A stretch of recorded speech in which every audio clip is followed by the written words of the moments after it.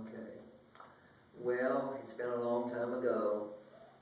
Our pastor in Monaca went there in May of '67 and found that their plans were to build a new church over the existing annex and back in the new parsonage, which is, we were the second family to live in the parsonage after it was constructed.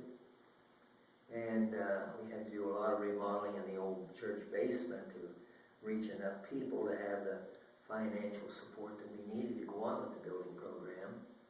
We were able to sell the old parsonage and able to establish the loan through a rather strange way of doing it. I went down to the woods and got a limb brought up and put amounts of money that equaled the church payment, or the parsonage payment.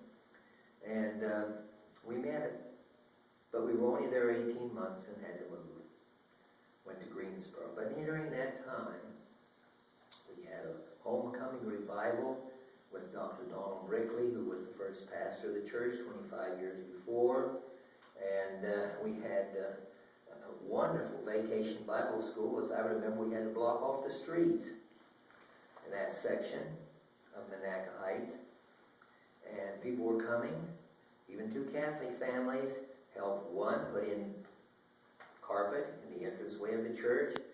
Another man, who Bankowski was his name, he had a truck anytime I needed it. And a man was tearing down an old mansion over in Beaver. And he said, take out everything you want out of there, I'm going to tear it down. And it went all the quarter around the baseboard. And so on, that we trawled on Bankowski's truck over to the Monaca church. And Mrs. Wara had not attended church, and now she started next door. Oh, the increase in attendance. We had two new families that took it on themselves to paint the interior of the sanctuary. And the company the one worked for donated all the paint. All we had to do was to go down to the hardware, the local hardware there, and have it tinted for 75 cents a gallon. And then they did the painting. These two families, Kirkwood and Montgomery. Remember that so well. And then Kirkwood, he was cement man as well, poured that new walk out in front of the church where the bricks were all broken up. Another man who had not been attending came back, and the birds were flying in and out the eaves of that old building. And he got up there with pieces of aluminum and filled it, blocked those holes off, and painted all that trim work on that buff brick church, that old church. Tremendous.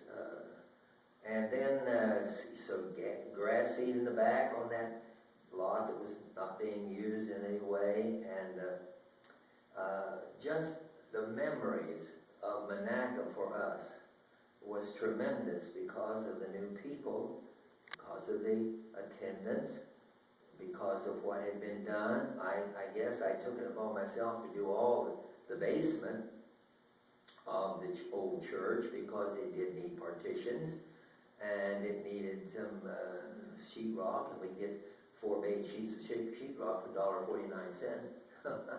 And Bankowski hauled that for us. And so we finished that basement for $80 because there was paint there that we could use that had been there for a long time. In fact, we used 2 gallons of Kim-Tone, made 3 gallons, and then there was a lot of paint there that somebody had bought for $1 a gallon was lavender. Well, we had light lavender rooms, we had dark lavender rooms, and we tried to get all the ceilings in white. And speaking of my carpentry, I did not know a lot about mudding joints of sheetrock, but I knew how to miter the corners and the ceilings with all of that quarter round that we had from over that out of that old mansion. And then after we, you couldn't drive a nail in, but you could drill a little opening and put a finishing nail in. And then we painted that, but that gave us finishing in those buildings with all that quarter round. You could do about anything with it, ceiling, down the corners, and whatever. And really, I wanted to stay, but it was just circumstances such that I could not stay.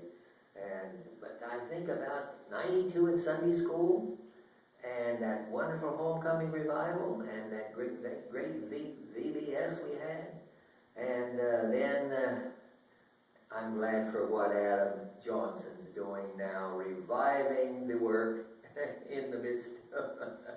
Oh, praise the Lord, Adam. Have a good anniversary service.